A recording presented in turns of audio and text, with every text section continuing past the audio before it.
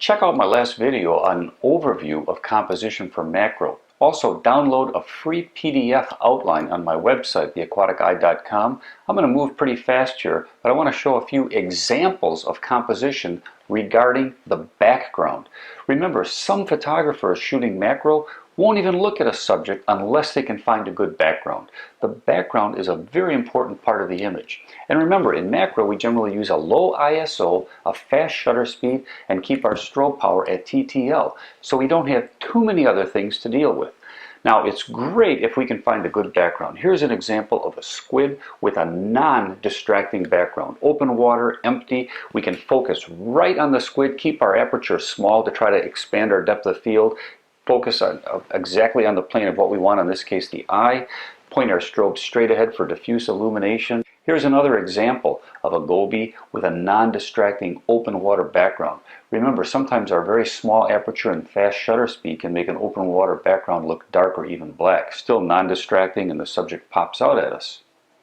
Now, we can also, however, have a good background and still have something behind it. It can be colorful, it can show a pattern, and it can still be very nice. Here's a squirrelfish on a beautiful purple coral, pleasing, good background. Another example of this blenny and a beautiful green sponge, very colorful, little pattern and texture, beautiful. Another example of this fish on a yellow coral showing a pattern and beautiful colors. And yet another one. This time there's colors of purple with this shrimp, and it's kind of framing it. Also, the shrimp pops out because the actual background is still non-distracting, so we have the best of both worlds. However, we can also have a lot of examples when we see a cool subject, but the background is bad. It's distracting, it's cluttered, as in this seaweed blenny. And one thing we can do is wait for it to change. In this case, I was lucky the blenny kind of swam around and the blenny, the subject itself, changed. Now I have a cool background. I kind of framed him in the little hole. Now I think it looks like a nice background.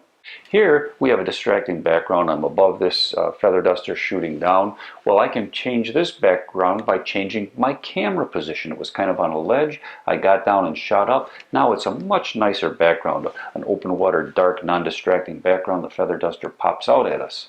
Again, this goby is okay. The coral, in my opinion, is a little bit cluttered and distracting. I was able to get down lower and get a nice open water, dark background. Now the goby pops out. I think it's a much better image.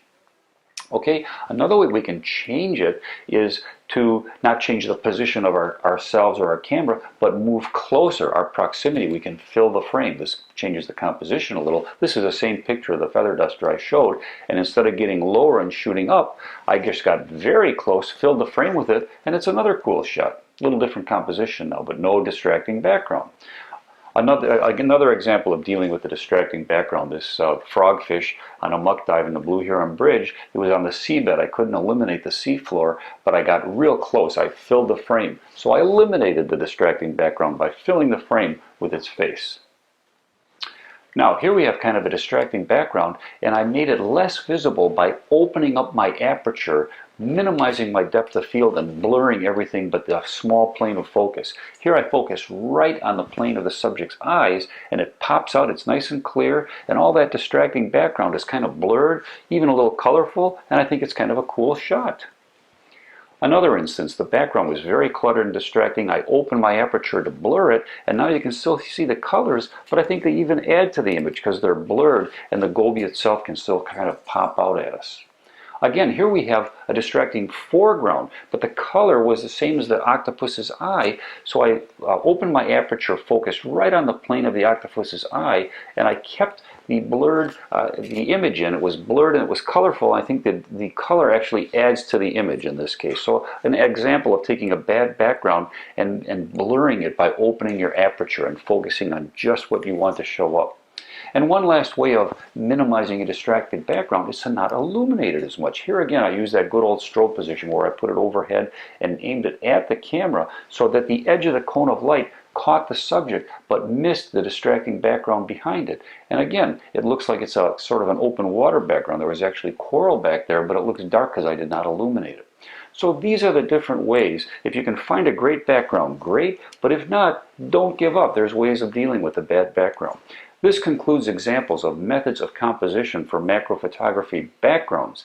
The next one is going to be about foreground. And remember, it's more important about the photographer's efforts than it is the equipment. And it's more about the photographer's patience and effort than it is the photographer's pure talent. So thanks for tuning in, and please check out my next video on foreground composition. Thank you.